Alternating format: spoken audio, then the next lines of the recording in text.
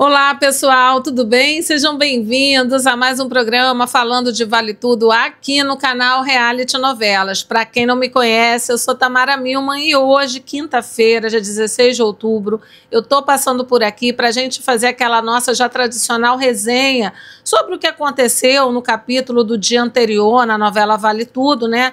Nesse pseudo remake da novela Vale Tudo, escrito por Manuela Dias, que está na sua fase aí final mesmo, né, gente? Ontem foi ao ar o antepenúltimo capítulo, com ares de que não era ali um antepenúltimo capítulo, não parecia nem mesmo que a novela estava numa fase final, está numa fase final. A gente vai comentar sobre isso, tá? Sobre o que aconteceu no capítulo de ontem, sobre situações que andam acontecendo nos bastidores, envolvendo a autora do pseudo-remake, Manuela Dias, e algumas pessoas ali do elenco, notadamente Thaís Araújo, tá, gente? Envolvendo, inclusive, as confraternizações que envolvem aí o elenco da novela e a autora. Vou comentar isso com vocês e vamos comentar também sobre o que podemos esperar aí do desfecho desse pseudo remake. Amanhã já vai ao ar o último capítulo. Percebemos aí que tem muita coisa ainda para andar, né, para poder dar desfecho a todos os núcleos, a todos os personagens, e vamos comentar sobre isso também. Mas, logicamente, que, como sempre, eu quero saber a sua opinião, porque, afinal de contas, aqui no Reality Novelas, a sua opinião é sempre muito importante, né? Porque, mais do que um canal, a gente é uma grande comunidade de noveleiros e noveleiras, pessoas apaixonadíssimas por novelas.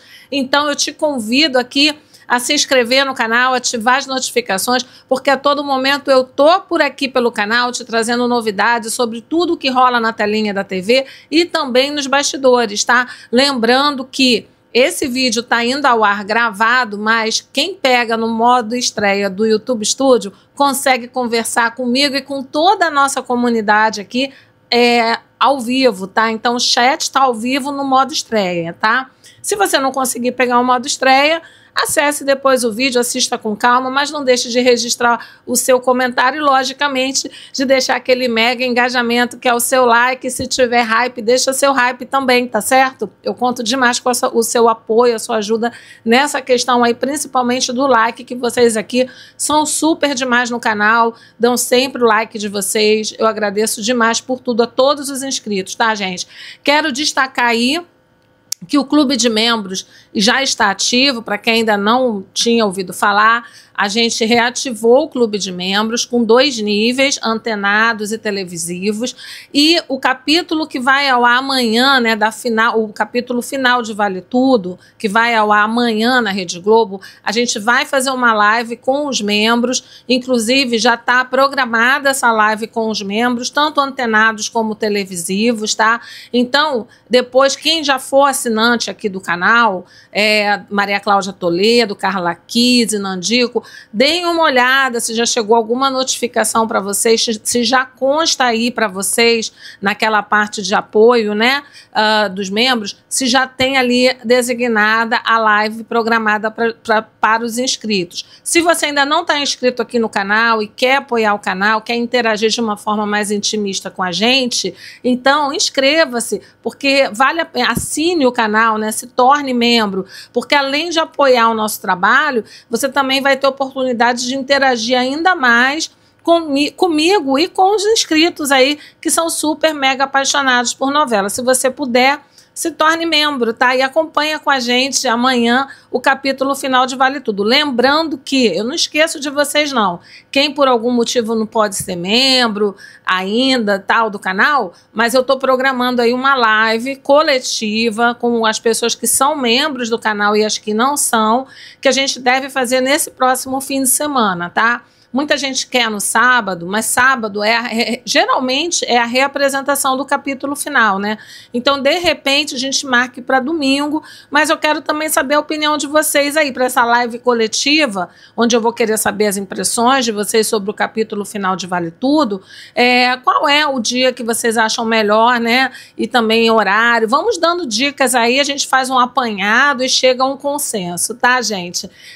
Também, se você quiser dar um outro apoio, um outro tipo de apoio ao canal, mande o seu superchat, o seu valeu demais, porque aí no próximo vídeo a gente destaca aqui a mensagem que você registrou no abaixo dessa publicação, né, desse vídeo, e aí todos os inscritos ficam sabendo em destaque a sua opinião, tá? E, gente, agradecer, independente de tudo, né, a todos os inscritos e mandar o nosso parabéns, né? Feliz aniversário aí atrasado, mas que ela já disse para mim que tá valendo.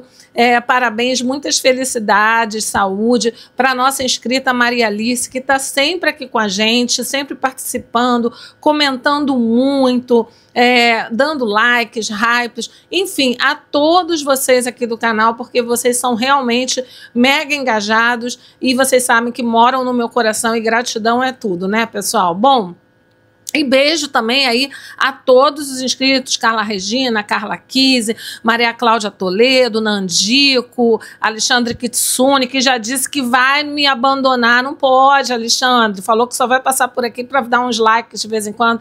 Não acompanha a novela lá na TV Globo, mas acompanha aqui com a gente dá short com resumo do capítulo do dia, a gente faz aqui os nossos vídeos, não larga a nossa mão não, por favor, né? Um beijo aí pro Apolo, para o José Albuquerque, enfim, para toda essa galera que está sempre aqui com a gente, né? Tina Lemos, Andréia Pinheiro, tanta gente que está sempre aqui dando a mão para o nosso trabalho, tá? Eu conto com vocês aí para acompanharem junto com a gente a novela Três Graças, de autoria de Agnaldo Silva, onde Grazi Massafera aí diz que vem fazendo uma mega vilã, e eu acho que essa novela promete, viu? Afinal de contas, Agnaldo Silva é um craque, né? Então estamos com a expectativa lá embaixo. Espero que não fiquemos decepcionados, porque merecemos agora, no horário nobre da Globo, uma grande novela em grande estilo, né? Depois desse fiasco que foi esse pseudo remake de Vale Tudo.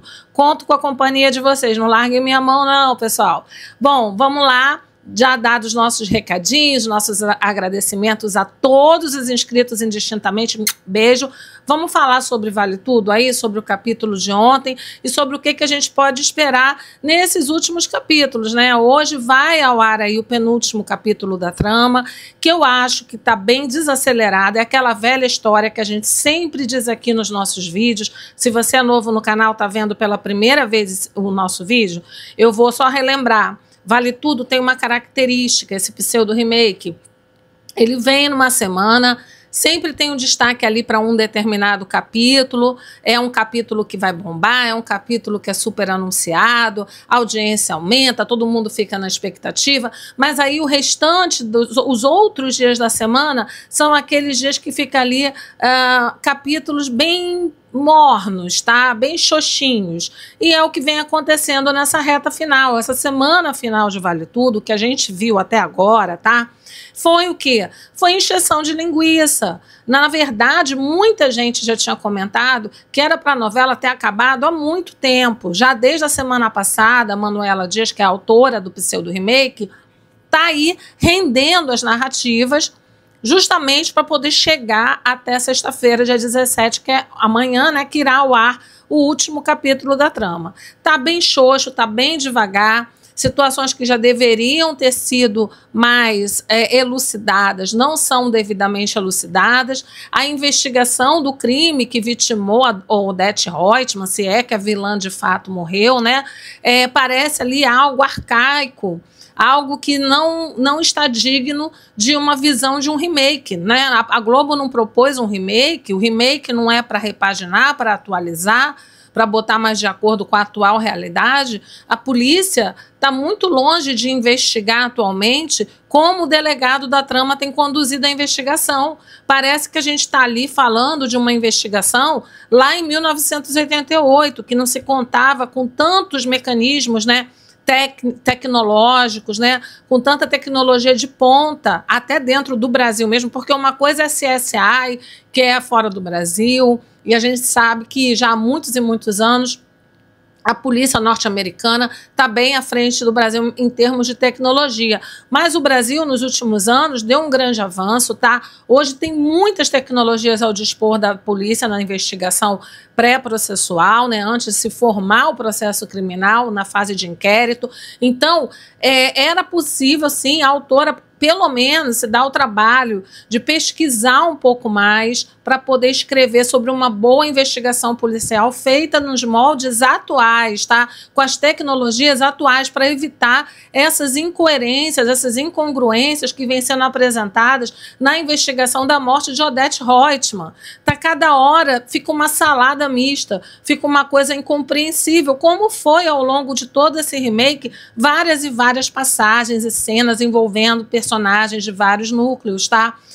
Já disseram até mesmo que parece que o Eugênio vai confessar também a autoria do homicídio de Odete Roitman. Então, cada hora vai virar o quê? Vai virar uma festa de aniversário, onde cada um chega lá, ao invés de dar presente, fala que confessou Odete Roitman, é comemoração. Quero saber como é que vai ficar a questão do bolão, aquela coisa ridícula do bolão do Bar do Vasco sobre a morte de Odete Roitman, que até já pagaram um prêmio ao Jarbas, que tinha apostado na Celina como assassina, e agora a Heleninha confessou e foi presa. Então, são assim umas narrativas nada a ver, né? Na vida real hoje, a gente não vê, mesmo nos crimes de grande repercussão, ninguém apostando em quem matou quem, ninguém faz bolão para isso, pelo menos não que eu saiba, tá? De maneira geral, não é algo que a gente vê com frequência. Eu, particularmente, nunca vi esses casos de grande repercussão na mídia, as pessoas fazendo bolão para ver quem matou fulano de tal, até porque fica muito difícil você saber todas as pessoas do convívio daquela pessoa que foi vítima e tudo mais, o que girava em torno daquela pessoa, tá? Então, são grandes furos. Parece que a autora Manuela Dias tem preguiça, de fato, de pesquisar antes de escrever. Se a pessoa vai falar sobre uma ficção científica, quer falar de duendes, de bruxas, de como é que é o nome daqueles filmes Walking Dead, tal, né, zumbis, a pessoa vai fazer uma pesquisa en passant ali para poder embasar a narrativa. Logicamente que ali é totalmente imaginário, é totalmente ficção. Mas, gente... Tamara, mas tem que ser tudo 100% coerente, não pode ter de vez em quando uma discrepânciazinha? Até pode, porque a gente sabe que é uma obra né, embasada na realidade, mas que obviamente tem os seus momentos ali super ficção e aceitável. O que não é aceitável são construções ilógicas, irracionais o tempo inteiro, tá?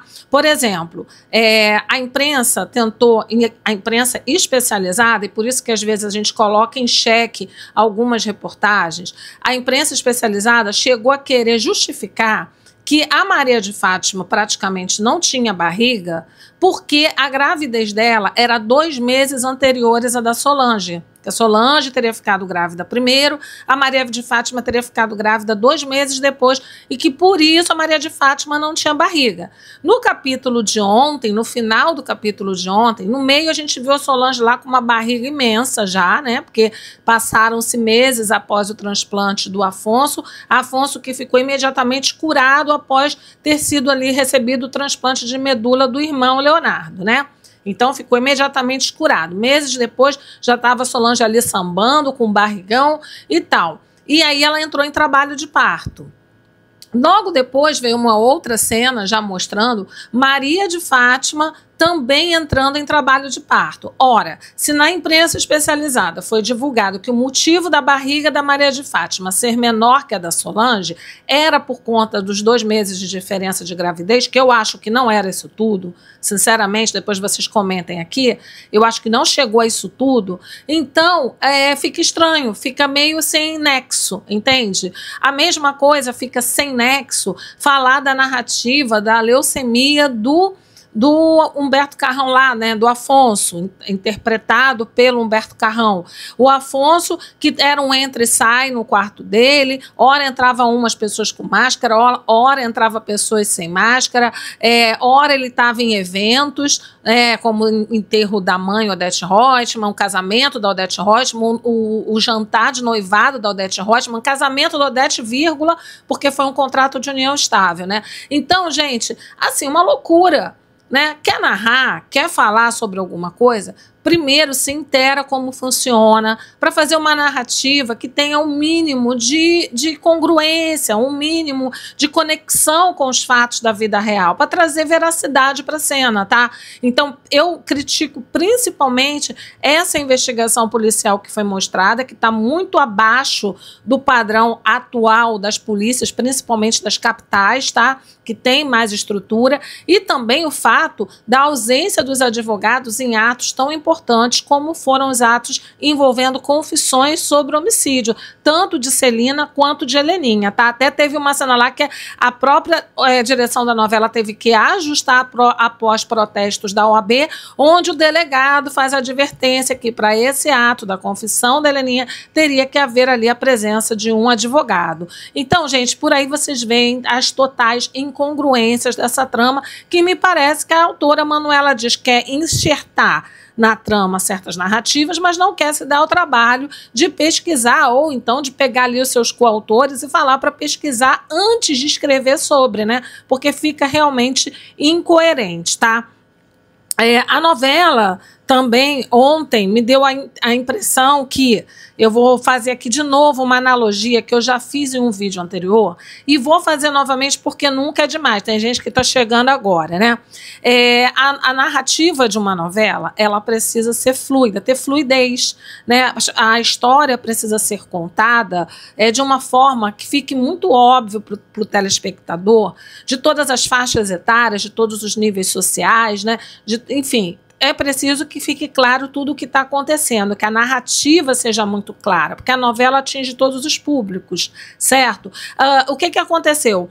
Houve ali aquela passagem de tempo do transplante do Afonso para já a Solange entrando em trabalho de parto, a Maria de Fátima entrando em trabalho de parto, mas não apareceu quanto tempo foi. E isso fica uma grande lacuna. Por quê? Porque todo mundo já estava achando que pelo tempo de gravidez que Solange e Fátima tinham, já era para elas terem barriga aparente, sim. E nenhuma das duas tinham. Às vezes a Solange aparecia com uma barriguinha de grávida, aí outras cenas, aliás, a maior parte das cenas naquele período de internação do Afonso, a Solange aparecia sem barriga. Ela só apareceu com barriga praticamente, pouquíssimas cenas. Uma que foi muito destacada foi a que ela foi fazer ultrassom acompanhada pelo Renato, e ali ela estava com uma barriguinha bem aparente. Depois disso, ela aparecia a maior parte das vezes sem barriga nenhuma, e ela jurava que ela estava de barriga de grávida. Então, gente, assim, já que passaram-se meses, já teve todos esses furos, né, na produção da novela, enfim, de continuidade, era importante destacar quantos meses se passaram.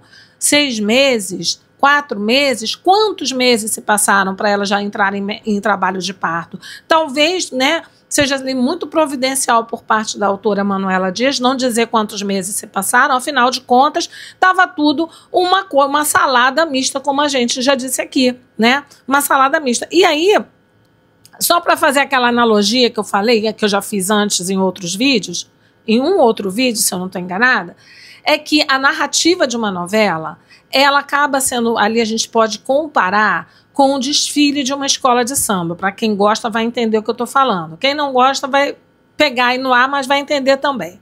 O que acontece? Existe ali o julgamento do desfile de uma escola de samba. A escola que está passando na passarela do samba tem que ter o quê? Cumprir vários quesitos, né? Bateria, alegorias e adereços, né? Samba enredo. Mas tem ali a harmonia, né? E aí, gente, o que acontece?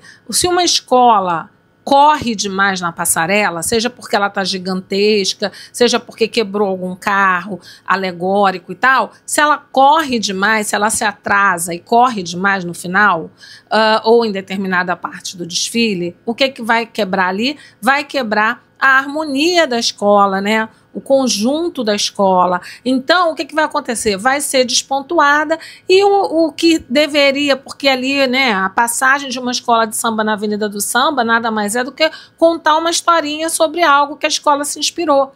A mesma coisa é a novela, né? A novela é a série que agora está muito em alta na televisão, as séries, né? Estão em alta. Então, se você conta de uma forma que não tem continuidade, que não tem lógica, que não tem fluidez, né? Que, por exemplo, deixa-se toda a emoção concentram-se todos os atos para o capítulo final ou para os 2 últimos capítulos, o que vai acontecer? Vai faltar harmonia no conjunto da obra, que é o que vem faltando em Vale Tudo. Vale Tudo não consegue manter-se em alta todos os capítulos e de uma determinada semana.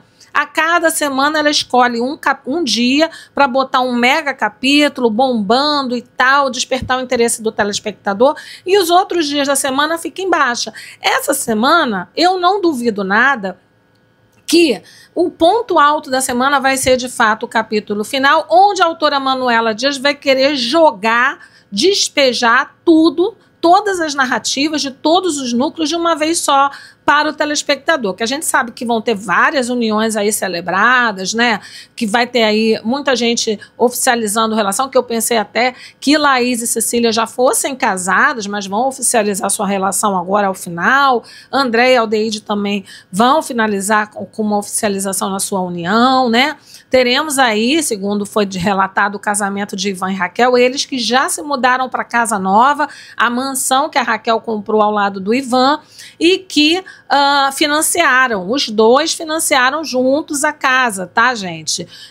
Eu continuo dizendo para vocês que naquela cena em que ele faz a surpresa para Raquel e mostra a mega mansão que ele escolheu, me deu a entender que era mais uma surpresa para Raquel do que, de fato, algo que eles tinham acordado juntos. Ela pode ter dito para ele que queria comprar uma casa? Sim, ela pode ter dito que queria comprar uma casa, mas conhecendo bem o pensamento da Raquel e o modo de vida que ela sempre levou, até mesmo quando ela estava em alta na sociedade com Celina e Poliana, e que pegaram o serviço de catering da TCA, fora outras empresas, inclusive lá do paquera da Raquel, do Otávio, né? Ela tinha vários contratos, a empresa dela, de 3, 4 funcionários, né? A Paladar.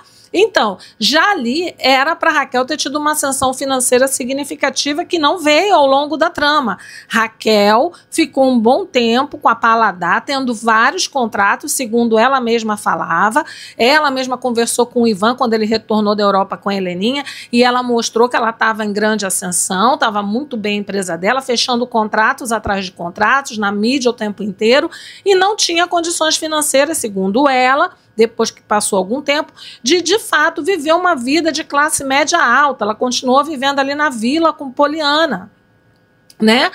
Então, essa ascensão agora, depois do golpe, né, que a Odete deu, a puxada de tapete que a Odete deu na Raquel através da covardia de Celina, que a Raquel voltou a vender sanduíche natural na praia e agora já volta com uma guinada, sendo rica, sendo que nesse caso não me pareceu ali uma grande passagem de tempo, até porque as grávidas ainda estavam sem barriga de grávidas, né?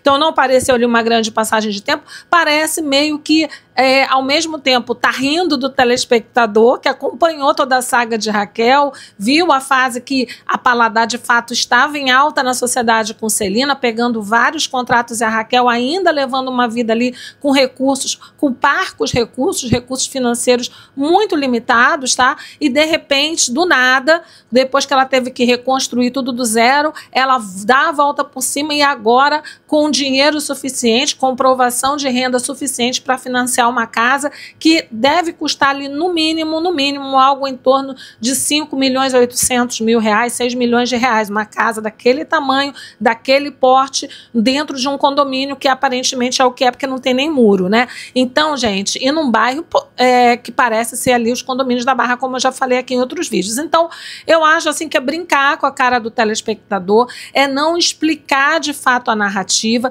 é deixar tudo, as pontas soltas, todas no ar, deixar o livre-arbítrio do telespectador interpretar do jeito que ele bem quer. E muita gente aqui interpretou que quando a Raquel disse para o Ivan que estava na hora deles comprarem, dela ter uma casa, que ela queria ter uma casa e tal, que ela conversou isso com ele, muita gente entendeu que era ali meio que uma ideia da Raquel comprar aquela casa.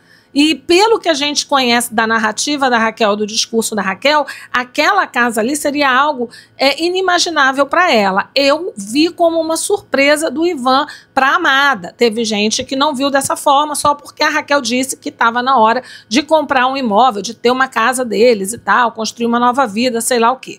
Mas então, fica aí a critério do telespectador, de fato, fazer as suas interpretações. E esse é o tipo de narrativa que foi entregue o tempo inteiro durante toda a trama desse pseudo remake de Vale Tudo. É lamentável isso, tá, gente?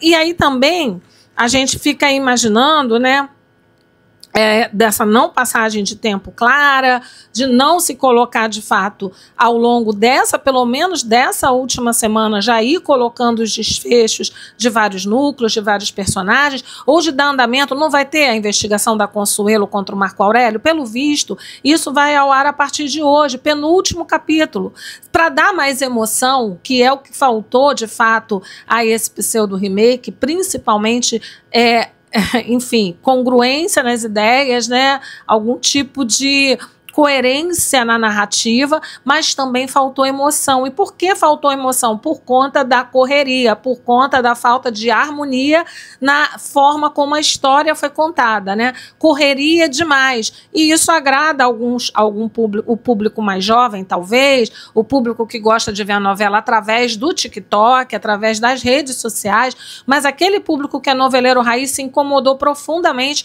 com essa correria na narrativa. Ah, Tamara, mas são menos capítulos. São menos capítulos, mas se tivessem sido mais bem dirigidos e mais bem aproveitados, a narrativa tivesse sido mais bem aproveitada, o tanto de capítulos que foram ao ar seriam suficientes para contar uma boa trama, ainda que totalmente distorcida da versão original de Vale Tudo, tá, gente? Porque, como a gente diz aqui, repete, eu já vi vários apresentadores envolvidos com narrativa de cobertura de novelas há muitos anos, e as pessoas falam, gente, de remake, isso não tem nada, só tem o título e o nome de alguns personagens. Lá no início, até parecia que ia ser de fato um remake, iria ser uma atualização, com algumas nuances, mas depois a gente viu que é uma outra história, é uma outra pegada, em cima de vários e vários e vários personagens, todos eles desconstruídos pela autora Manuela Dias, ou melhor dizendo, destruídos pela autora Manuela Dias. Bom, agora, gente, falando aqui sobre Raquel e Ivan, que já estão com a sua casa nova, né? E aí a gente volta para a questão daquela matéria que foi veiculada, né, pelo colunista André Romano, aí, um especialista na cobertura de novelas, que acertou muita coisa durante toda a narrativa desse pseudo remake de Vale Tudo. Ele, pelo jeito, gosta, tá, do pseudo remake de Vale Tudo, mas ele disse em um dos resumos dessa semana que Ivan iria mostrar ali as fotos da casa nova pro filho Bruno, sem imaginar o turbilhão que viria pela frente. A gente cogitou até que poderia ser um final infeliz para o Ivan, porque já tinha sido dito na mídia que Ivan não teria um final feliz nessa versão, nesse pseudo remake. Só que o que aconteceu? Depois, tá, a gente foi acompanhando, viu que vai ser celebrado ali o casamento do Ivan com a Raquel em Guaratiba, ao ar livre, já tem até fotos, a gente divulgou aqui no canal e tudo mais. Eu fiquei pensando o seguinte, será que quando ele mostrou essa casa para o filho Bruno, na verdade, o turbilhão que virá envolverá a mãe do Bruno, a Leila, ex-mulher do Ivan, com quem ele mantém ótima relação, né, por conta do filho, manteve ali financeiramente a ex-mulher e o filho por muito tempo sozinho? Será que com a questão do Marco Aurélio vir a ser desmascarado pela Consuelo, que já vai iniciar sua investigação pesada, parece que no capítulo de hoje, é por isso que eu acho que ficou muita coisa a ser elucidada para os 2 últimos capítulos, e por isso eu acho que as narrativas vão ser muito rápidas, como foram ao longo de toda a novela, sem a menor necessidade, porque isso já poderia estar sendo contado ao longo dessa semana, e com muito mais suspense, né? Criando muito mais expectativa, suspense, um pouco a pouco da Consuelo, investigando o Marco Aurélio ali com o rabo preso, com medo da Consuelo descobrir, enfim, né, a polícia tomando conhecimento. Não, vai ser tudo jogado, vai ser tudo assim, despejado de uma vez só, provavelmente entre os capítulos de hoje e amanhã, e se duvidar, vai ser tudo despejado de fato no capítulo de amanhã, que é o capítulo final, tá? Mas aí, esse turbilhão que o André Romano, voltando aqui, que o André Romano falou sobre que o Ivan não imaginava o turbilhão que ainda viria pela frente, quando ele mostra a casa as fotos da casa nova dele, da Raquel, para o filho Bruno. Será que não é, na verdade, algo envolvendo toda a reviravolta da vida do próprio Bruno? Porque pode ser que a Leila venha a ser presa, gente. A Leila, ela é parceira, ela é comparsa do Marco Aurélio, né? Ela que se prontificou ali a fazer a lavagem de dinheiro do Marco Aurélio. A clínica dela foi montada para isso. Então, será que a Leila vai ser ali presa também? E aí o Bruno vai ficar desnorteado, vai acabar indo morar com o pai, logicamente. Será que é isso? Né? Quando ele fala sobre o turbilhão que virá pela frente ao mostrar a foto da casa com a Raquel para o Bruno, será que é o turbilhão que vem para o próprio Bruno? Pode ser que seja isso, né? Porque eu não sei assim que seria justo com o casal Ivan e Raquel ainda dar um final para o casal separado, ou ainda dar um final para o casal ficar um tempo aí separado e só poder viver seu final feliz depois de uma grande passagem de tempo na novela, que isso também é possível que aconteça. Aconteceu na versão original, né? O Ivan ia preso, tinha uma passagem de tempo que ficava muito bem esclarecida na novela, e aí depois o Ivan era solto, publicava o livro Vale Tudo, que nessa versão, pelo que eu tô vendo, está sendo escrito pelo Bartolomeu, tá? E na primeira versão era escrito pelo Ivan, e aí sim ele tinha o seu final feliz ali com a amada Raquel. Será que dessa vez vai dar tudo certo? Inclusive, gente, ontem foi uma cena que me chamou muita atenção, que foi do delegado passar cópia do inquérito policial para o Bartolomeu, porque eles são amigos de longas datas. Gente, ali pegou super mal, né? Porque a cópia do inquérito policial não é para ser... o inquérito policial é um procedimento sigiloso. Logicamente que esse sigilo não se aplica à figura do advogado, porque o advogado, quando vai procurar o inquérito, está ali falando em nome do cliente, né? Ele se habilita ali para poder fazer as coisas, trabalhar em prol do seu cliente. Então, o sigilo não se aplica à figura do advogado, mas, em tese, via de regra, o inquérito policial é algo sigiloso. Você pegar a cópia do inquérito e repassar para um jornalista, me pareceu um tanto quanto estranho essa cena ir ao ar. Quer dizer, mais uma incongruência, mais uma perspectiva que nos mostra que a autora Manuela Dias não pesquisa, de fato, aquilo que ela vai escrever. Cadê a oficina da Globo, né? Porque a Globo tinha oficina de atores, lembra? Ainda tem? Porque tá parecendo que não tem nem oficina de atores, e aí para autores está precisando, então, plantar a ideia de se fazer uma oficina. Você só pode escrever sobre aquilo que você, no mínimo, pesquisou, senão fica incoerente, né, como está sendo. Bom, também temos que falar aqui, tá, gente, destacar o aparente desânimo dos atores e das atrizes dessa trama. Eu acho assim que muitos personagens ali que estão sendo feitos por grandes atores, interpretados por grandes atores e atrizes, pessoas que têm grande potencial, estão tendo ali muito difícil, né, a sua maestria, né, a sua genialidade como ator e atriz, meio que podada por conta de um enredo muito pobrezinho. O enredo desse pseudo-remake foi pobre, tá? Muitas pontas soltas, muitas narrativas rasas, superficiais, e aí isso prejudica o trabalho do ator e da atriz. Direção, podemos dizer que não houve nenhuma, e se houve pouquíssima. Muitos furos, de tudo quanto foi tipo ligado ao trabalho da direção da novela, e a direção faz um trabalho importantíssimo, tá? Então realmente deixou bastante a desejar, e a gente está vendo ali na tela vários atores e atrizes de renome, com grande potencial artístico, cênico, ali desanimados de verdade, tá?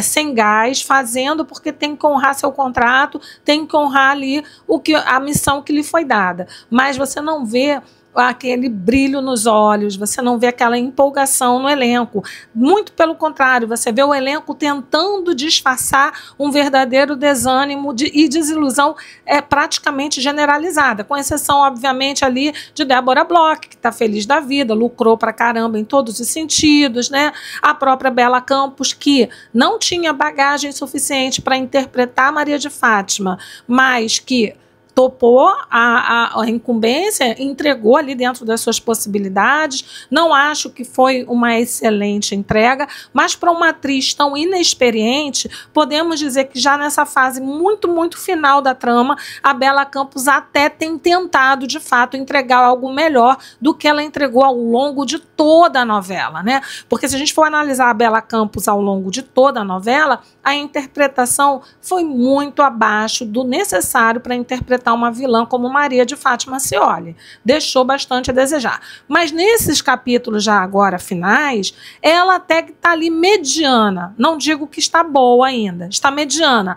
Culpa da Bela Campos? Não. Acho que foi uma grande falha na escalação. Não apenas da Bela Campos, mas escalação de alguns personagens no elenco, né? Alguns artistas que foram escalados para interpretarem determinados personagens e que não tinham perfil para tanto. Então houve uma falha ainda maior da direção desse pseudo remake, tá? Eu culpo bastante aí a autora Manuela Dias, sim, mas a direção também carrega boa parte dessa culpa, tá?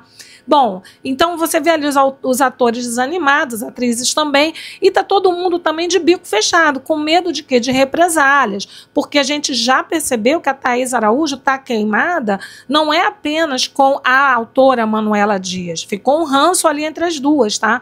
Algo que veio à tona, Thaís veio a público dar aquelas declarações, provavelmente não foi no momento, ela já devia estar engasgada com a Manuela Dias, ela já devia ter tido acesso ali a como ia ser o desenrolar da sua personagem, era uma coisa que de repente veio se acumulando e aí a bomba estourou quando foi anunciado na imprensa que Raquel iria voltar a vender sanduíche natural na praia.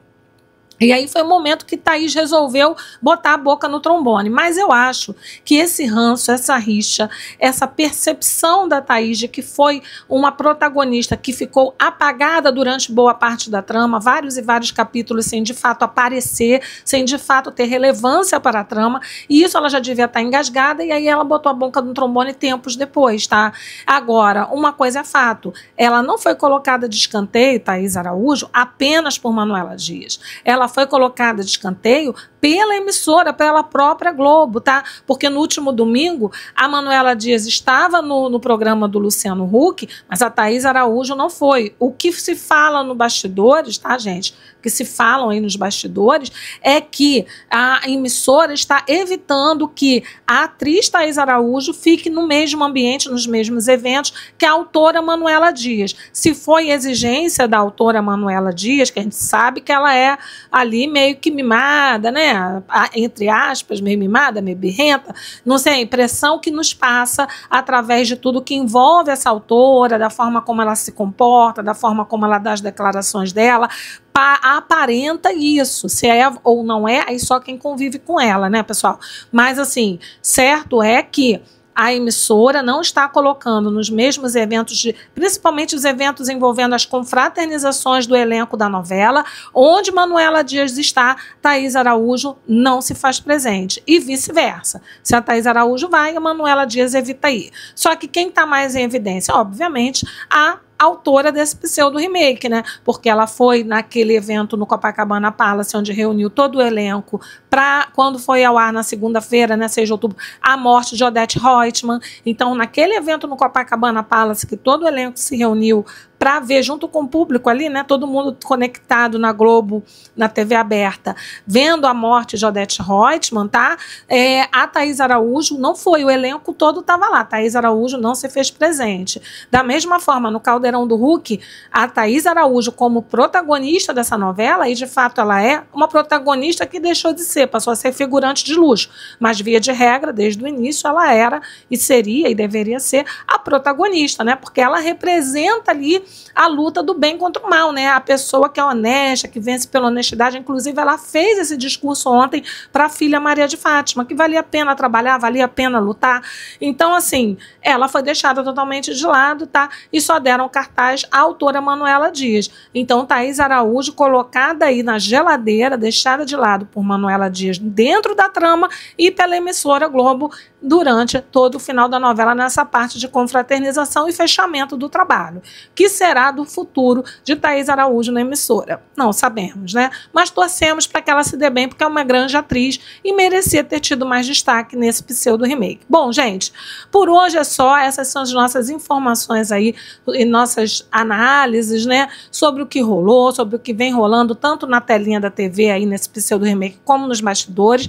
Mas não esquece que eu tô por aqui a todo momento, então se você não está inscrito, inscreva-se no canal, ative as notificações. Se ainda não virou membro do canal, torne-se membro e acompanhe com a gente aí a final amanhã, né, da novela Vale Tudo. Depois a gente vai ter uma live com todo mundo, mas aí amanhã a gente vai acompanhar, quem for membro vai acompanhar juntinho comigo a novela ali na telinha da TV na Globo aberta e a gente comentando juntos, tá? E também, se você puder, né, se você gostou desse vídeo, quer apoiar o canal, manda seu like, o seu hype aqui para essa publicação, tá bom? Bom, gente, por hoje é só, a gente se vê. Um beijo grande a todos os inscritos, a todos vocês. A gente se vê, tá? Tchau!